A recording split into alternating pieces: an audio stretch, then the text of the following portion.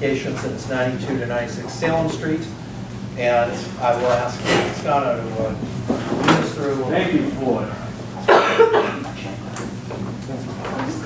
Mr. NEWRA, thank you for having me tonight. My name is Dan Toscano, attorney, and for the record, my office address is 15 Broad Street, Suite 610, Boston, Mass. 02109, and I'm here representing the petitioner.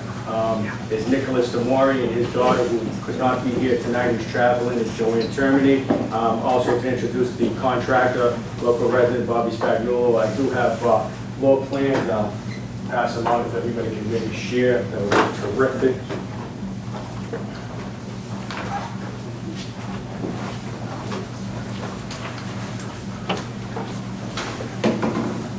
Happy birthday, Nick. You look good for 100.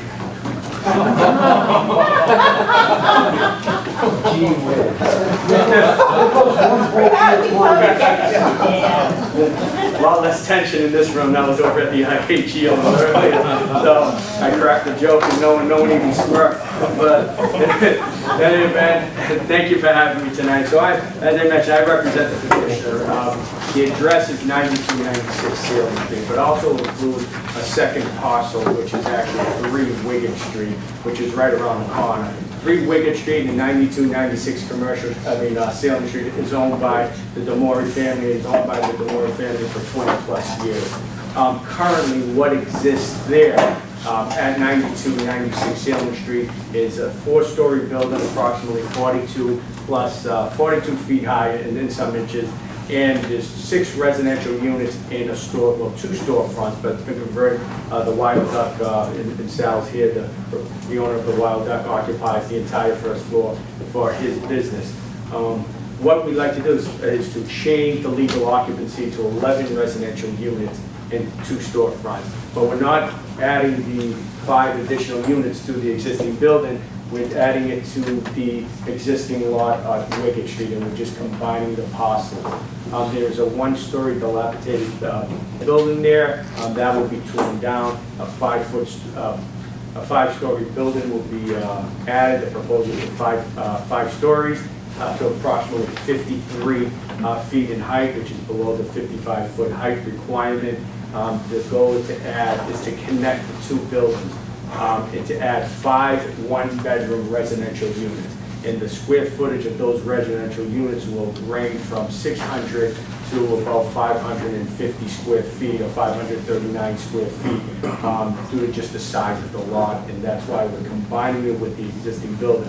And so why are we doing this? It's combining it because it's really just so we can get additional living space and utilize that entire footprint of that building. And we're going to utilize the existing the existing stairwell and front entrance that's used by 9296 Salem Street. So the existing stairs that are there are going to remain, and the stairwell is going to be the stairwell for both sides, both buildings. They can access the new 5 residential units, and the current 6 residential units. At the ZLC, there was a couple of concerns and issues that I should go over. So we're going before the zoning board of appeals. We need to seek relief for a couple of zoning issues. Tentative hearing date is October the 20th. And some of the relief that we're going to request is some of the ones that we see often in this neighborhood when we're trying to change the use and occupancy of the property is the off-street parking. As you can see from this particular location, there's no way to put parking on site, so the off-street parking is a relief that we need to seek from the Board of Appeals. Also, open space. This particular proposal has no plans for any type of roof deck or any balconies to comply with the open space requirement. I think eliminating the roof deck is a concern for the residents, as we've had many problems with roof decks and people going on the roof decks causing noise, trash, and being loud, especially when they're common roof decks and not owner occupied. This is going to be an owner-occupied property. Nick Demori is going to be living in the property. His daughter, Joanne, is actually going to be managing the property and taking over the properties that they have here in the neighborhood. The other relief is the rear yard setback that we also see often here in the neighborhood, and we're going to just we're not able to meet that setback just because we won't have enough space to put any living space if we meet the setback. The couple of concerns, one is the trash issue. That's one of the biggest issues that we hear in the neighborhood when we want to add additional units. So what we're proposing, and hopefully it can be done, and it's not set on these plans as you see the floor plans. In the back of this building, for the second means of egress, we are building an exterior stairwell that's going to go down to the back of the building. The back of the building would take you out to Bartlett Place. There's probably a 10-foot or 15-foot area in the back that's open space. That's where Tyranny Restaurant has keep their trash during the day. It's also accesses fire escape for some of those back buildings. So we're going to have a second means of egress, stairs going down to the bottom. Underneath that stairwell, we're going to try and construct a fenced-in area with a dumpster that we can store the trash in, so we don't have problems with people putting the trash when it's not supposed to be put out on the Sunday night or the Thursday night. We're not, unfortunately, we cannot commit to that today. We're still looking, the architect's still drawing up the plans to maybe do so. That the most important reason why we may not be able to do it is because we just need to find someone who's going to take the trash out during the trash nights and put it in its proper location. There was a concern from the butter that this area has a lot of trash and the violations. I contacted code enforcement to get a record of any violations in this particular location, and that there are, and since 2010, I was provided with 3 violations. One in 2010, one in 2012, and one in 2015. So, which makes me believe that it's not a habitual violator of the code enforcement. Code enforcement does a terrific job going through the trash, and if there was some trash put out on an off day or in somebody's building, they go through the trash. So the concern from the butter, there's a lot of trash being put out. So code enforcement kind of reassured me that this is not really a habitual violator. The other concern was the access to the roof. One of the abutters had some photos of someone going up to the roof, climbing up a drainage, even though there's no access to that roof right now. They'll still maintain no access to the roof. There is going to be a door. There's going to be a new door that's going to be on the new building proposal that's going to come out to the roof of the 4th floor. There's a question whether that door can be locked and alarmed.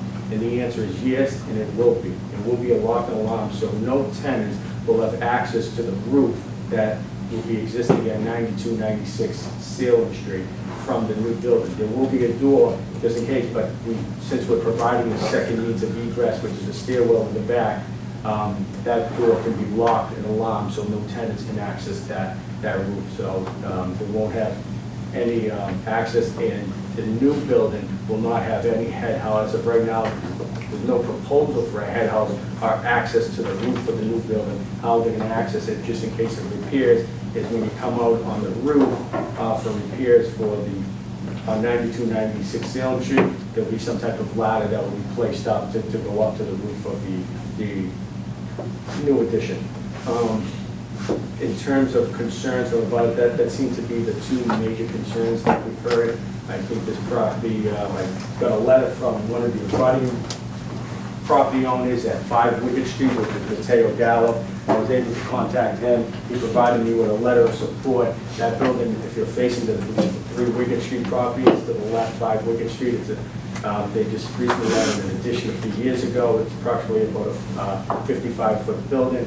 No opposition from Mr. Gallo, his property. I reached out to the owner of Tyranny. I've sent him 2 letters informing of all the meetings that we're having.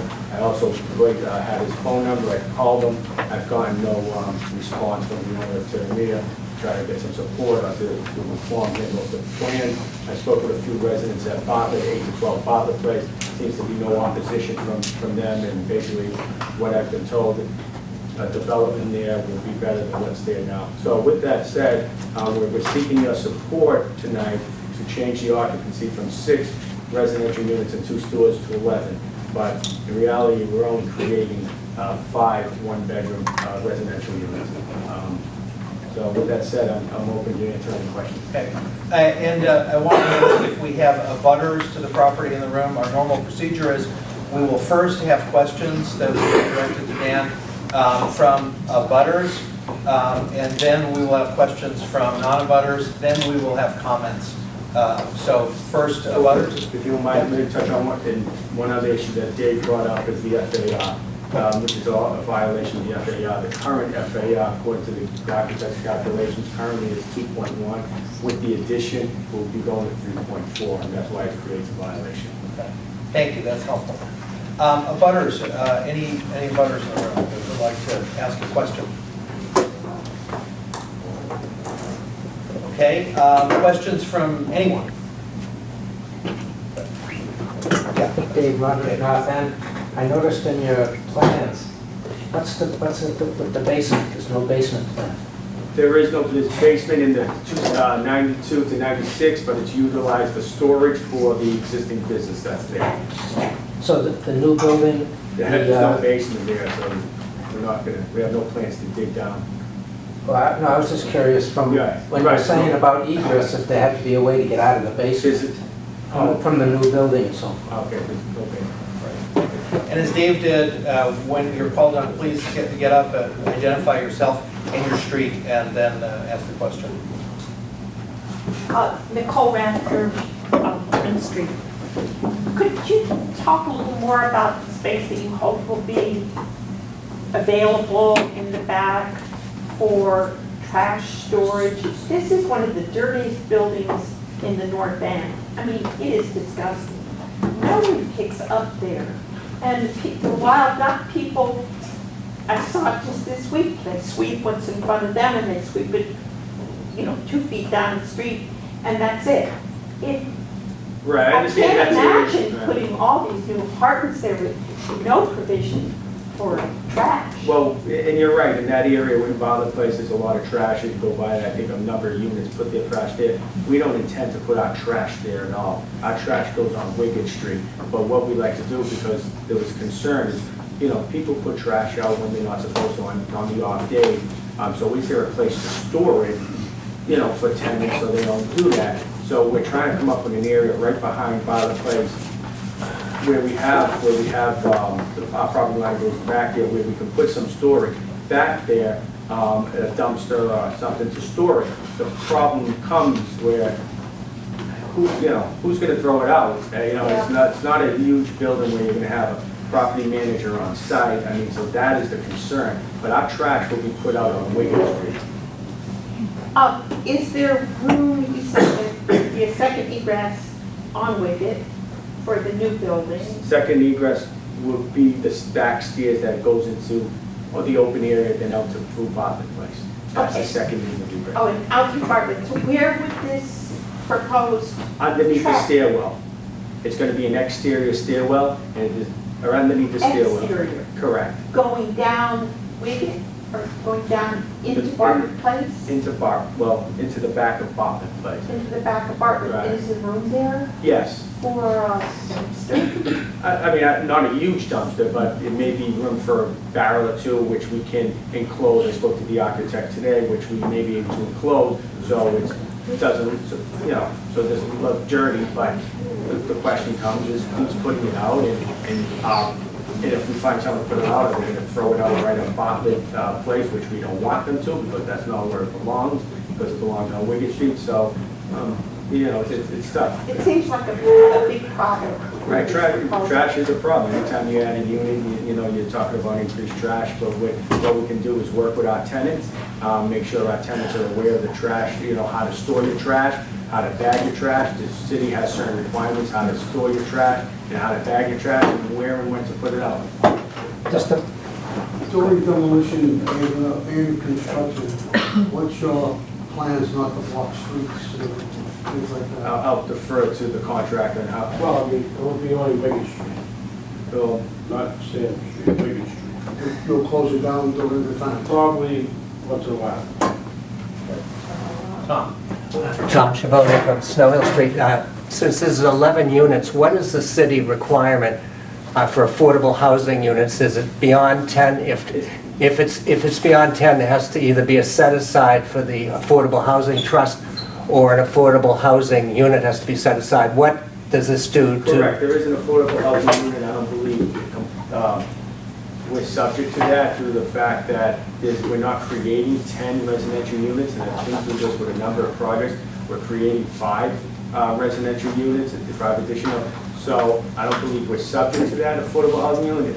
If we are, we'll certainly have to comply, but as of right now, we haven't had any indication through the VRA or through the city that we're subject to it, and I don't believe we are, because I dealt with projects in the past, in particular the Tetchy's property, where we've created additional units, but we only created maybe 1 or 2 per building, so we weren't subject to it. I think in light of where the exits are, what are considered to be the main doors and the stairwell, I don't think it's asking maybe too much that we need the city to weigh in and put in writing whether or not, because one of the things we lose in the North End is affordable housing.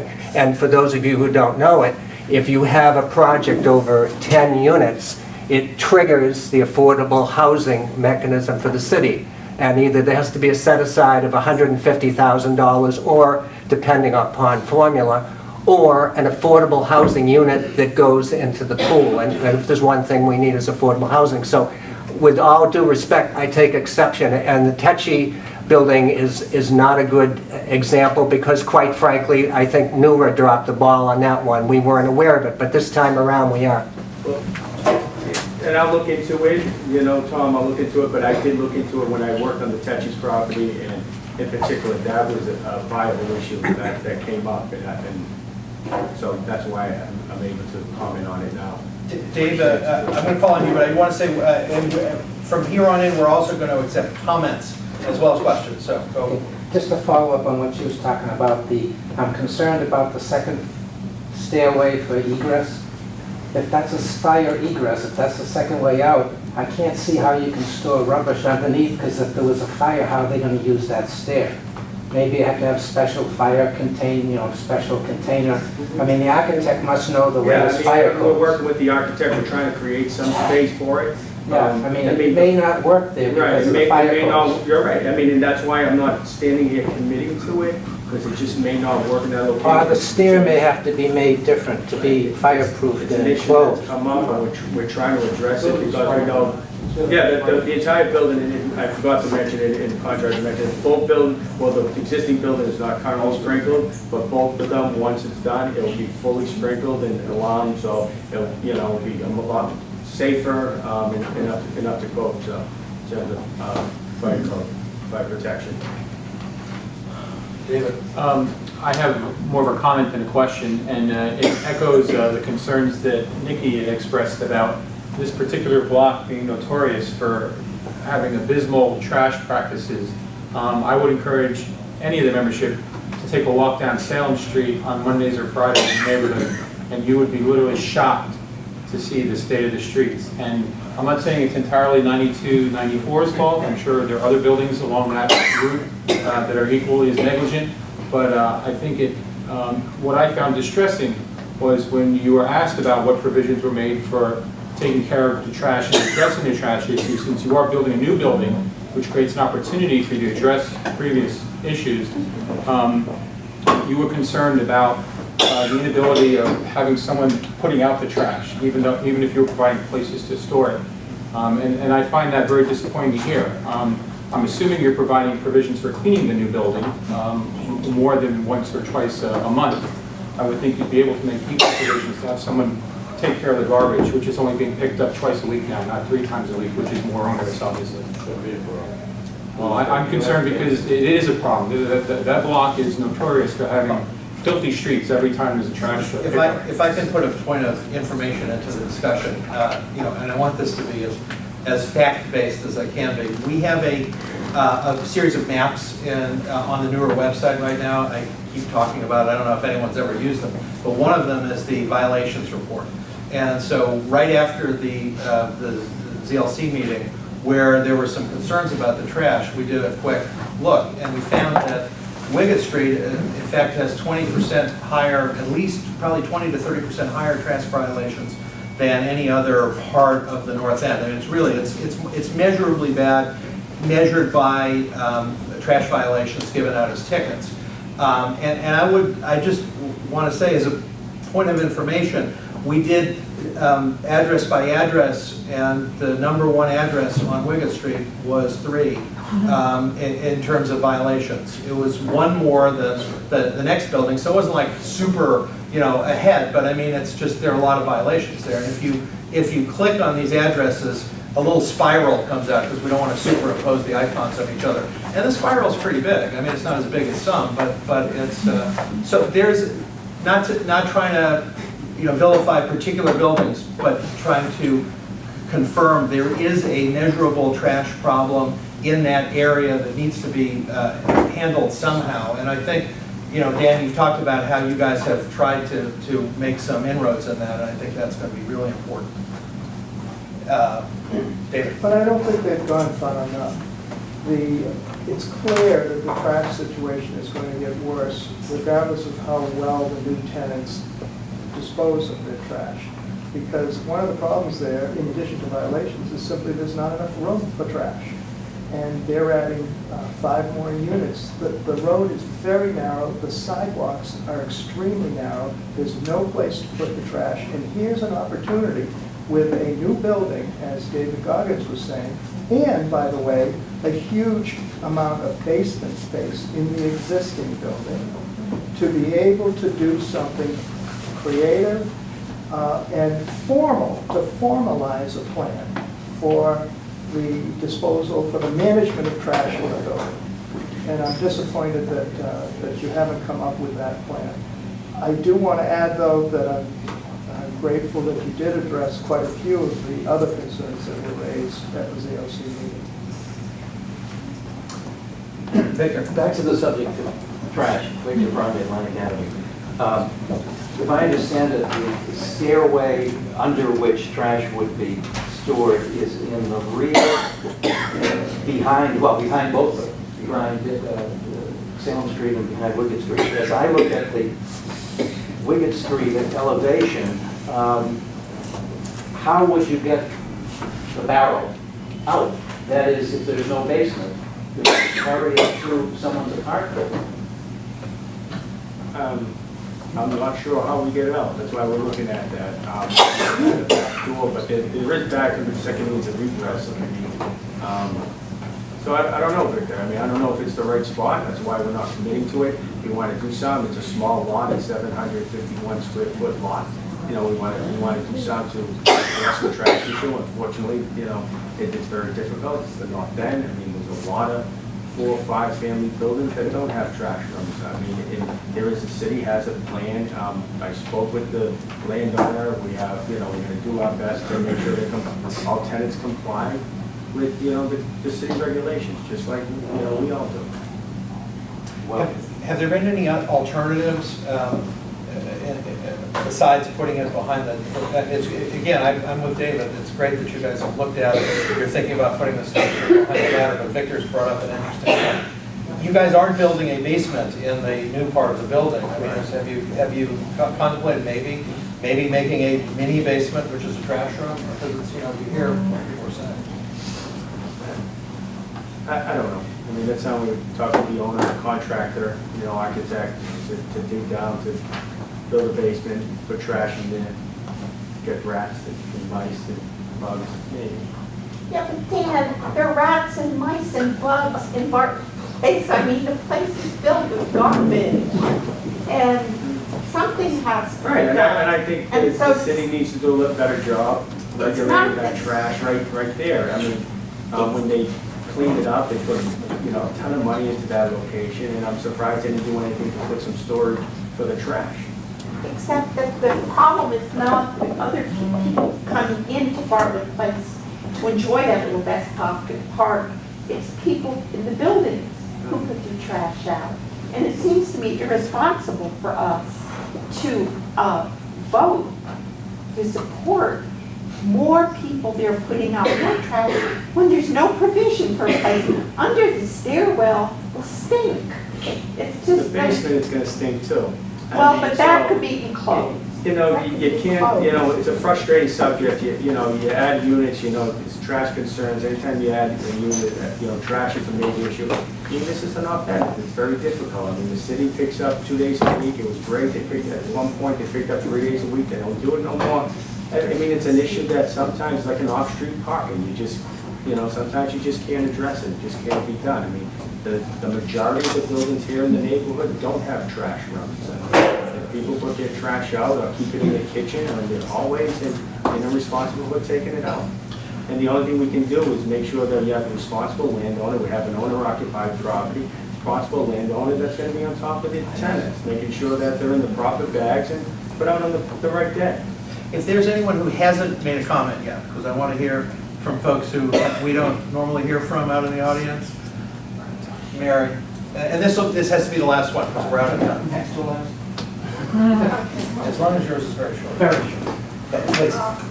Those of you who were at the meeting last month may recall that Jerome Smith, who is the head of the Office of Neighborhood Services, said that he believes that the north end is already dense enough. And when somebody in that position is willing to say the neighborhood is dense enough, you know it's dense enough. And here we have a proposal to double the number of units in a building that is well beyond the floor area ratio that is allowed. And by cramming in all of these units, we've got the trash issue, that's a big issue, but it's certainly not the only one. You cram in these units, and who are they attractive to? Transients. And it just continues the process of making this neighborhood more attractive to transients and the quality of life less attractive for those of us who want to stay here long term. And it is no consolation to me that this is below 55 feet. 55 feet is not the limit that every building in the north end can go to. 55 feet is set up because if a project was so large that they had the floor area ratio to go over 55 feet, they can't. That does not mean every building in the north end should go to 55 feet. Think about it, if that happened. Think of how crammed in we are now, the issues we have with parking, the issues we have with noise, the issues that we have with trash. And is every building going to 55 feet? I think we'd have a really big problem if that happened. So saying you're below 55 feet is really not any accommodation to the neighborhood. From what I'm hearing, they're using the entire footprint of the lot. I think at most they'd be able to go to 3 feet. So why should they go to 5 feet? I don't get that. It's not necessary, it's not needed, it overburdens the neighborhood, we're overbuilt as it is. We really have to start thinking very seriously about this every time these proposals come before us. Thank you. Very quick. The hearing date is October 20. Would it be outrageous for me to move? Excuse me? Tentatively. Well, at least not before. Right. Would it be outrageous for me to move to defer the vote until the October meeting so that the issue of trash can be seriously addressed? I don't think it would be outrageous. Dan, do you think What does that? We can address the trash issue again. I'm not sure, I mean, how much more progress we can make. I mean, the trash burden, I mean, right, and I sympathize, you know, with the trash issue in the neighborhood. I live in the neighborhood, I see all the trash, but, you know, what's there, I mean, what we're respectfully asking is we're gonna replace a dilapidated single-story building with a beautiful brand new building. It's gonna have quality tenants in there.